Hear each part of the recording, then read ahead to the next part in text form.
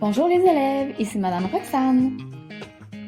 Aujourd'hui, dans la capsule vidéo, nous allons voir une autre stratégie de lecture très importante. Trouver ou identifier l'idée principale d'un paragraphe. Mais qu'est-ce qu'une idée principale? L'idée principale d'un paragraphe est considérée comme l'idée la plus importante du paragraphe. Les autres phrases viennent appuyer ou illustrer cette idée principale-là. Trouver l'idée principale aide grandement à la compréhension du texte. L'idée principale ressemble beaucoup au sujet du texte, mais elle doit être encore plus précise encore.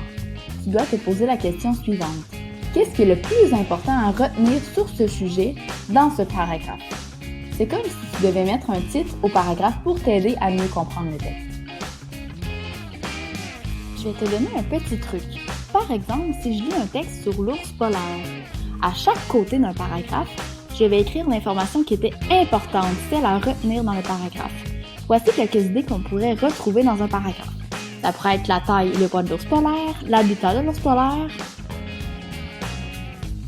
Voici un exemple de texte pour trouver l'idée principale. Le renard polaire vit dans l'hémisphère nord. On peut le voir en Amérique du Nord, en Asie du Nord et en Europe du Nord. Il a un pelage très épais qui lui permet de rester au chaud dans son habitat, car les températures sont très basses. Donc, quelle serait l'idée principale dans ce paragraphe? Il y avait plusieurs mots-clés qui se répétaient. Par exemple, Amérique du Nord, Europe du Nord, Asie du Nord. Il y avait aussi le pelage épais qui venait illustrer qu'il fait froid au nord où il habite. Donc, l'idée principale serait l'endroit où le renard polaire habite. Plusieurs réponses, plusieurs idées principales étaient possibles. Tu pourrais décider de mettre où à côté de ton texte. Tu pourrais mettre l'endroit où le renard polaire habite ou même l'habitat du renard polaire. Donc, c'est à ton choix qu'est-ce qui va t'aider le plus pour retenir l'idée principale du paragraphe. N'oublie pas de toujours utiliser tes stratégies de lecture lorsque tu lis. Continue ton beau travail. À la prochaine!